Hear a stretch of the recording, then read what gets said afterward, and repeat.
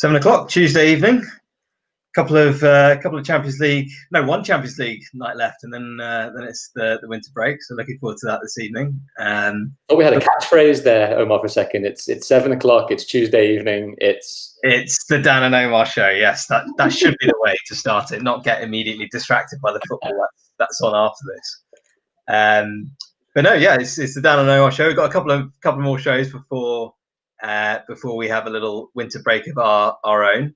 But a couple of things looking ahead to this January window, but also the summer window, which obviously can become topical next month. A couple of topics to take us through to winter this week on free transfers, and next week on the changes caused by Brexit to work permits.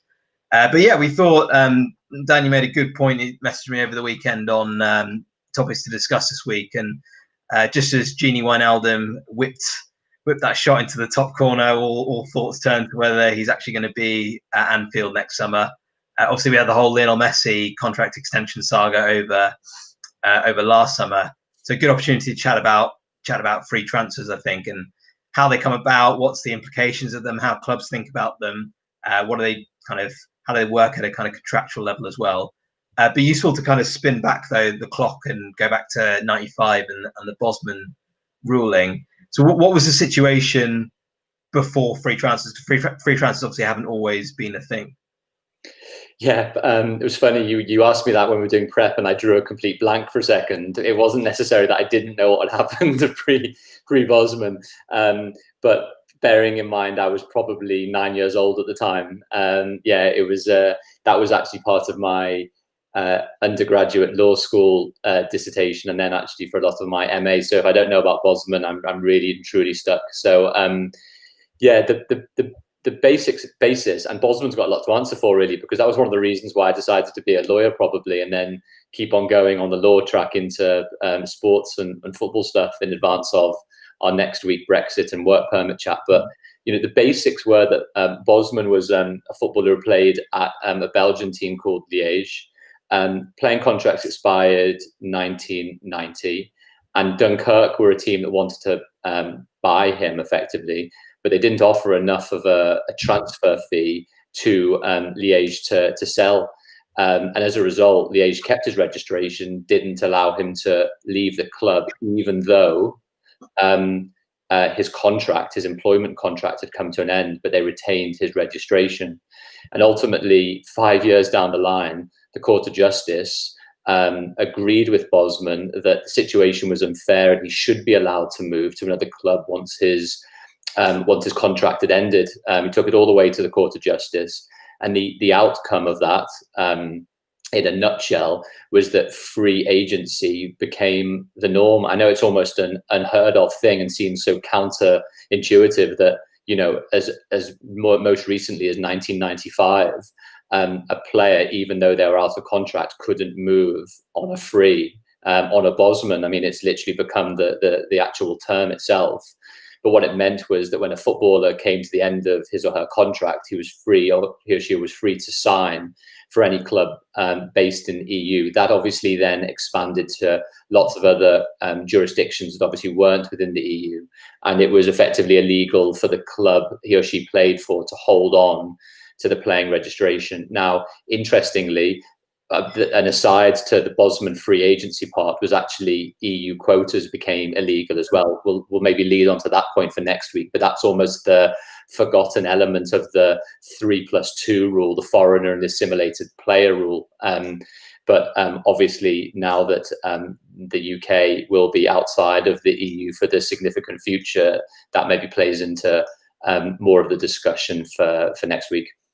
Yeah, absolutely. And poor Jean-Marc Bosman, I don't think he didn't have a kind of, obviously it was 5 years, that whole court case. He didn't have a particularly glittering career, despite being synonymous with players securing bumper contracts. Didn't actually end up securing much money, I think, through football himself, which is a real travesty, really. No, I mean, he is the outlier.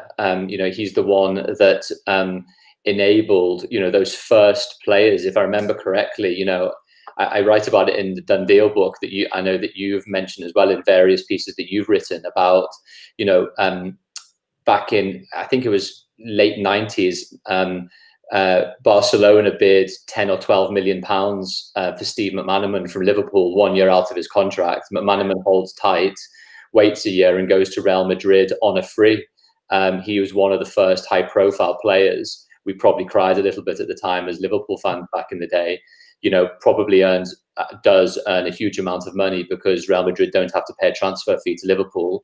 And out of thin air, in a way out of thin air, the market and transfer dynamics for the way that clubs would calculate transfer costs and player wages based on free agency changes the football transfer landscape overnight. And I'd be interested in your thoughts about how, in a way, Omar, that's evolved over time to work through, at least from a very basic position, that if a buying club isn't having to pay a transfer fee, the incentives that buying club can provide by way of higher wages, higher bonuses, higher signing on fees and loyalty bonuses, because that money can go direct to the player rather than to the selling club.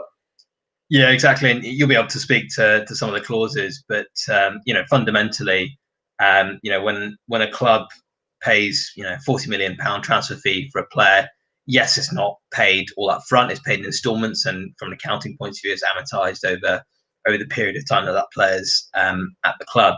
But the moment you lose that, that's a really chunky aspect of a player's cost. And actually, as a bit of a tangent and aside, we've actually written a piece this week, which will hopefully be published later this week or next week, on the benefit of having academy players compared to purchase players and the cost savings that come with that.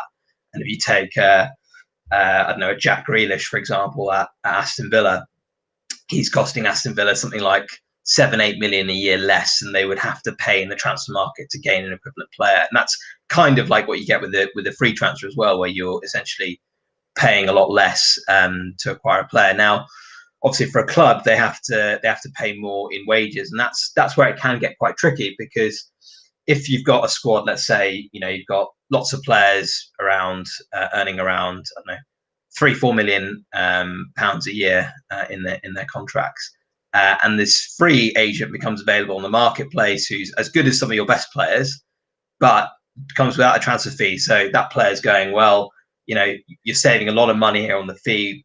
Why don't you give some of that to me in wages? But the challenge that clubs have is that if you suddenly start paying that player 6, 7, 8 million pounds a year, all the other players in the squad are going to go, wait a minute here, I'm just as valuable as player X that you've just signed. I should be earning that as well, and I shouldn't be punished for the fact that I decided to leave midway through a contract and therefore you have to pay a transfer fee. So yeah, there's from a squad building dynamic, some teams have done it well, like Juventus, or have done it quite a lot, like Juventus, who they've purchased quite a few out of contract players, Emre Can, Aaron Ramsey. I think there's been a couple of others as well. So they probably run into fewer issues like that. Plus, they've got Cristiano as well, so no one can ever claim to have Cristiano's wages as well, I suppose. But yeah, from a squad planning point of view, it's a bit challenging, which makes you wonder that why would a player ever sign a long-term contract? And I know we've spoken about this a little bit before, but why do players sign 5-year deals? When they join a club. Well, lots of reasons. I mean, in a way, it's the basics are it's the Scottie Pippen argument. The Jordan documentary, which was fantastic, in part one of those whole episodes was to do with how undervalued Scottie Pippen was, because he signed up for the Bulls at what was, I guess, at the time, perhaps just under market rate, but on a very long-term deal to secure the future for himself, for his family, and then they had a much harder time being able to renegotiate that contract at a later time, which led to a lot of internal discontent at a variety of different times, when obviously Jordan and others were being paid, sometimes 10 or 15 times that amount. Now, there can be plenty of nuances in all of that. One being that even though you might sign a long-term deal, what is becoming a lot more nuanced these days are release clauses and buyout clauses. So it might be actually the complete inverse of that, is that the way that you get a talented young player to sign a long-term deal is for some type of midway release clause / buyout amount, so that the player gets the benefit of a long-term deal, maybe at a good value or a slight undervalue, because you're having to value the benefit to the player of that clause, which, if done well and pitched at the right number, gives the club and the player the flexibility to be able to get out of that contract a bit earlier on. I mean, the other points that's also worth considering is it might well be that, again, if it's a local player who has been a boy, I hate to use the sentimental grounds, but if it's Carragher rather than Suarez at Liverpool, you know, it might well be that a local boy might be undervalued in the squad sense of it, but might be more happy to sign a longer term big deal rather than a shorter term deal for a player that sees something as a stepping stone. You know, you only have to look. You only have to look to, you know, the horrendous injury to Jimenez over the last week or so to see the fragility of a player's career, is the truth. Now, I think a lot of the time players would rather, sometimes, I could be completely wrong, rather sign a longer term deal slightly at an undervalue, perhaps, unless their agent is feeling pretty bullish about the situation. The other point to bear in mind as well is depending on the negotiation and who holds more of the cards, you sometimes might want a slightly shorter term deal as a player, because it increases if the installments on your signing on bonuses or loyalty bonuses are over the next 2 or 3 years. A longer term deal might, for example, be more lucrative, but then you're going to have to wait longer to get all of those bonuses as well. Query whether the bonuses will all add up to the same thing in the end. But ideally, you might want to earn more money quicker, is one thing. Now, the last thing I'll just say, because I'm monopolizing the conversation a bit at the moment, is what can sometimes happen is there can be obviously options, and there are a number of clubs that will put options in deal, like a 3+1 or a 4+1 or whatever else it might be. And usually that option is a club unilateral option. And that's always the thing to consider there, I think, which is club having the power to ensure that extra year option is engaged. Like I think was the case with Pogba. I think United engaged the Pogba option. I could be completely wrong or read this wrong, but there's certainly been instances United seem to be a club that have that unilateral option available to them at a lot of different times. Yeah, no, it's it's a kind of complex picture. I've just seen a question as well from Olivier, and please, if you've got any other questions, please send them in, as well as compliments, which I can see Montel has fired in there. Thank you very much, Montel. Omar, do you think, are you being trolled, or is that a genuine bit of fan mail? I think that's fan mail. Well, I'll take it as fan mail. And but Olivier asking, Alaba was using the argument that Munich did not pay a transfer fee for him as a youth player, and therefore should account this in his new salary.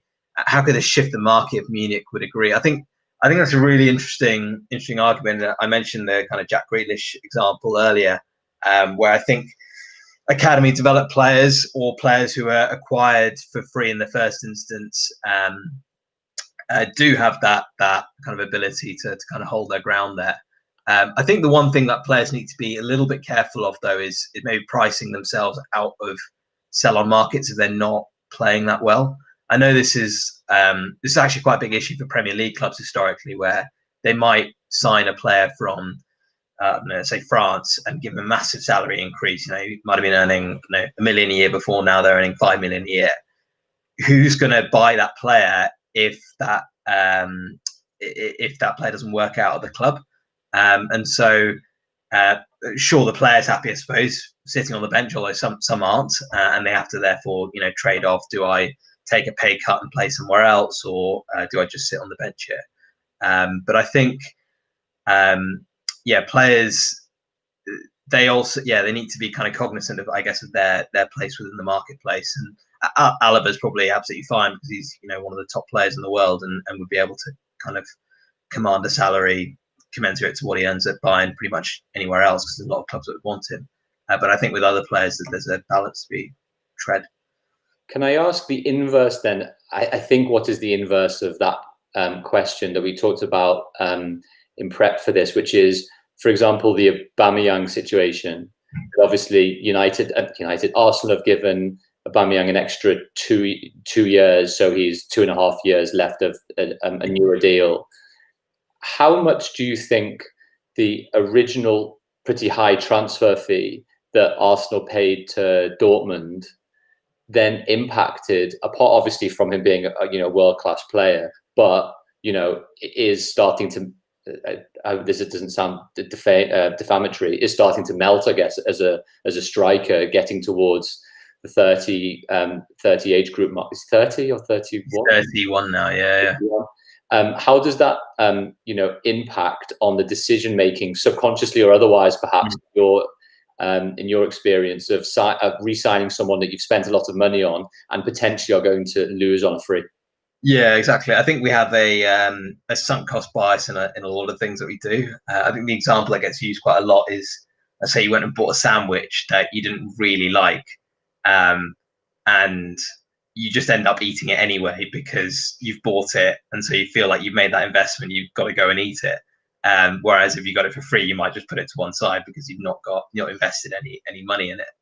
And so in some ways, footballers are a bit like that when you spent a lot of money. Now, Aubameyang's done a great job for Arsenal, and so the question is, I guess, do Arsenal believe that they can get him back up to the level that he was performing at a couple of years ago, which is in question, given his age as well. But yeah, that's one of the challenges I think clubs have when they renew deals, is that maybe they kind of want to chase the result that they desired months earlier. But there are also kind of, and I don't profess to be an accountant, but there are also kind of not cost saving, but accounting savings. Amortization. Contracts. Yeah, cost of the transfer fee over a longer period of time, which I know was something that, for example, Man City did. That there was a lot of question marks when Man City renewed the deals of, I think it was Vincent Kompany, Yaya Toure, David Silva, Aguero. This would have been four years ago or so, all of them kind of heading into their 30s. And a lot of people were like, well, why are they extending the contracts of these players? The performance is going to decline. Well, actually, in a lot of cases, I think they were just trying to have hefty transfer fees that they wanted to kind of spread the cost off over a longer period of time. And Man City have obviously been towing the line on financial fair play for a period of time. So, yeah, there's so many moving pieces. I think that's the main kind of takeaway with a contract situation from both the club and player point of view. Can I just ask on one other point there, because I guess with Arsenal, as with other clubs, Liverpool with Chan, for example, or Arsenal with Ramsey, I guess, obviously going on the free as well. Do you think then, obviously every deal is different, but I'm thinking about, Willian coming in at 32, obviously on a free, but on quite big money. I think it was reported it was a 3-year deal. The same with Aubameyang. On a longer term deal. Do you think fans appreciate that, at least maybe on Aubameyang, I don't want to necessarily follow on for too long, but in a way, the investment that a club will probably have to make in him, that might be another 100 million over the next 3 years, that actually 30 or 40 million pound up and coming striker mixed with £100,000 a week or £90,000 a week might as well be attractive, but the yearning not to lose value, as we were talking about, is almost greater than the losing everything for nothing. Yeah, it's that's the kind of the question that clubs have got to hold in their mind. I think the fear. I know, there's stories of Tottenham, for example, after losing Sol Campbell for free, would never want to lose a player for free, and obviously they managed to get some money for Christian Eriksen last winter as well, which is, so they kind of kept by that on the whole. And I think there is a sense of it is a real loss. It feels like a real loss to lose a player on the free, but as you say, I think that clubs are getting smarter at seeing that longer term perspective and seeing the kind of money that does get thrown at a player over a 3 or 4 year deal. And obviously, signing a 21, 22-year-old player will be cheaper because there might be resale value there at 25, 26. It's just a balance, really. I think, and it's, when you've also got all these kind of softer factors. I think Aubameyang quite a good character in the dressing room for Arsenal. So how do you put a value on that? Because someone coming into the dressing room age 21, 22 is not going to give you that. So I don't envy clubs having to make these decisions. You do a lot of work with agents, Dan. I think the perception of an agent would be in a situation like Messi or Wijnaldum or whoever else is out of contract. There's some, I think, Depay, Aguero, and so on. That it's kind of like the agent being a bit greedy about it because they see this opportunity that we spoke about earlier. How close is that to the reality? And I'm sure there's a range. Yeah, I mean, every deal is different. And by the way, I mean, it might be another piece for another day, which is the quality of player, at least at the very, very high end of people you just talked about now, I've never seen before. I mean, obviously Messi is an island in himself, really, but the potential for alto contract players there is yeah. I've got the list here up on Transfermarkt: Messi, Alaba, Donnarumma, Depay, Aguero, Wijnaldum, Di Maria, Thauvin, Calhanoglu, Milik, Draxler. It's quite a decent list. Not a bad five-a-side or two five-a-side. Amazing. So the question more or less is for a lot of agents, and we're only really talking about the elite agents with elite agencies at elite clubs when they're moving. It's the query of, is an agent going to make significantly more transferring the player for a free, or keeping the player with an enhanced number because of the risk of the player leaving for free? I would have thought in most cases it's in the agent's interest to move the player. I think it's more likely that you're going to move up to higher bands as a result of moving, as sometimes is the case in lots of different employment sectors and fields. Generally, moving company can help in that respect. But again, it also depends on how the agent is looking to make the deal. Some agents, or things are reported, are like, an agent saying, well, unless I'm getting 5 million by way of agency fee, if a player's on a free, or if a player's wanting to move, or their agent's trying to move him, then we're not having a conversation here. So the budget constraints for a potential free transfer would obviously include significant.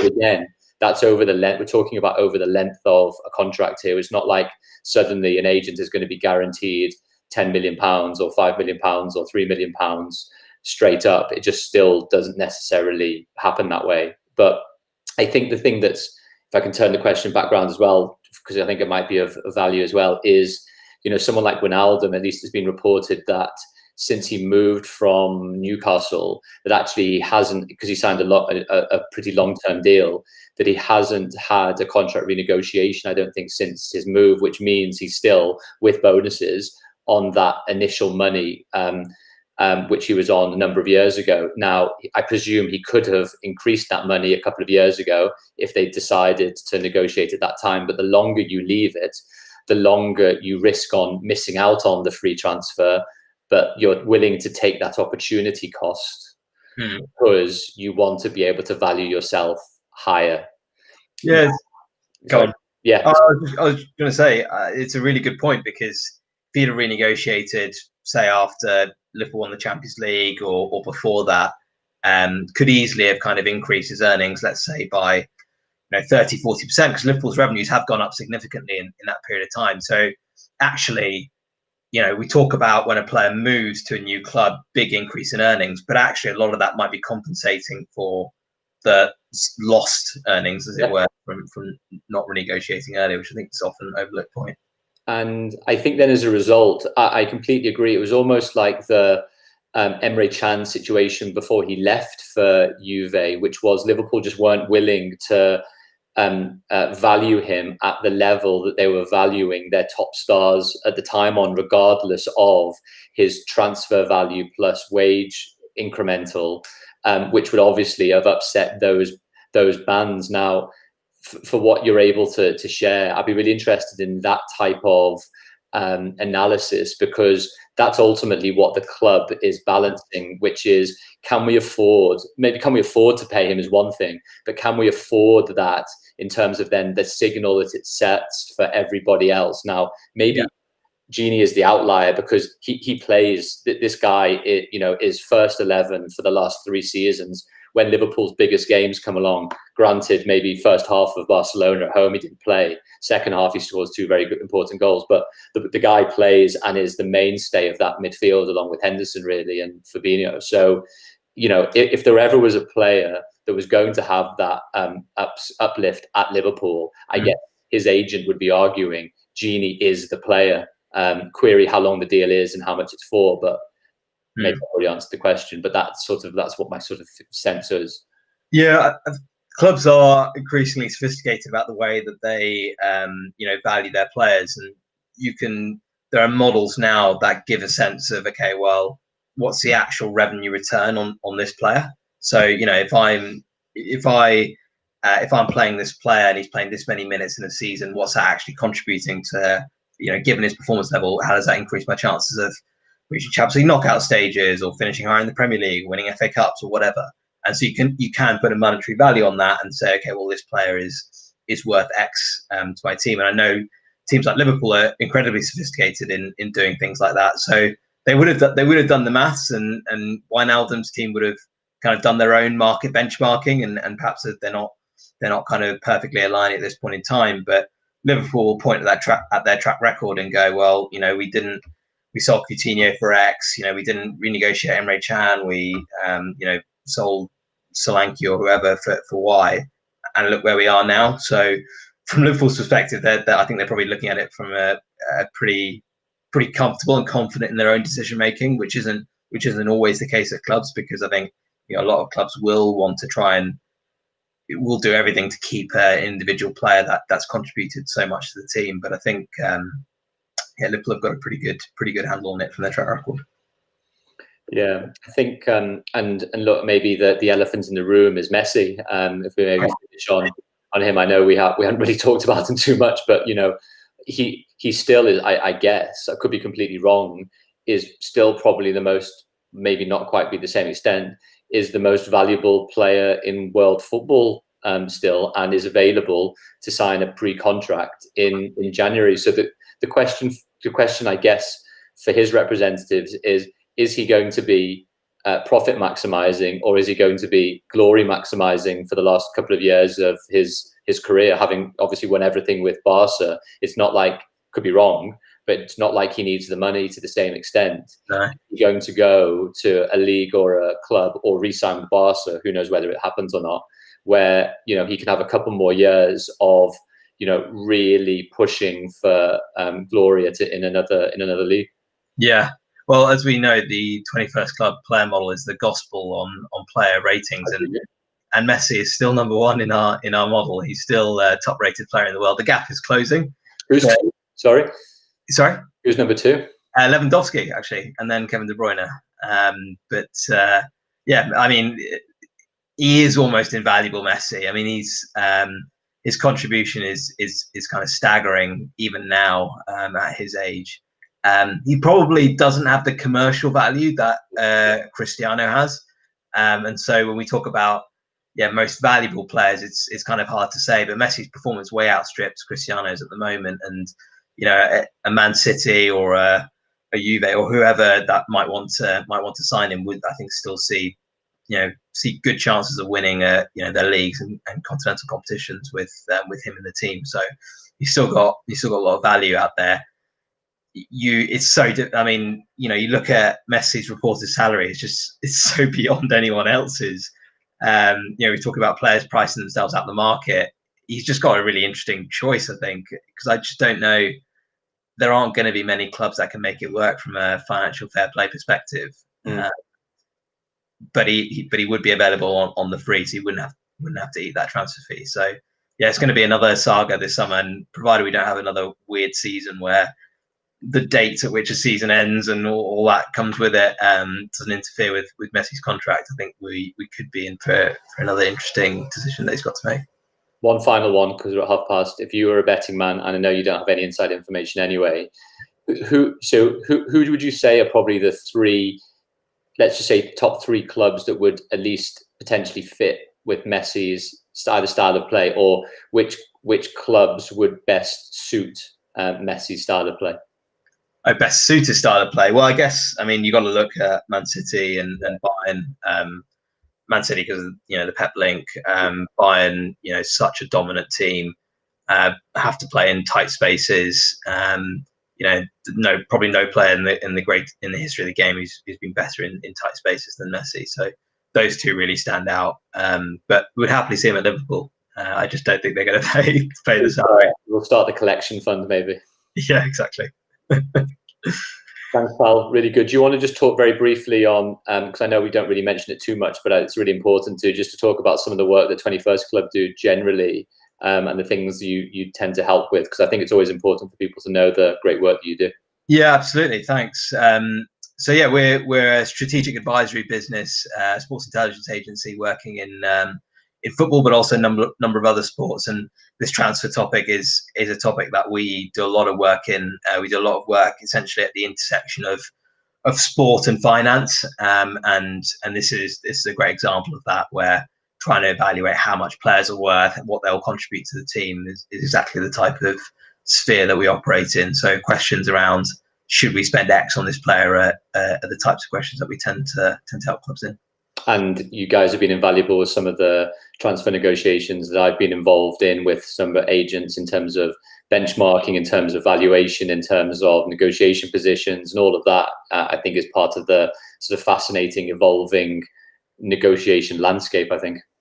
Yeah, exactly. And I think both sides of the table are getting smarter. It's only heading in one direction. And if you aren't getting smart, then you're getting left behind, and you're leaving money on the table either way. So yeah, exciting time to be in the industry in that respect.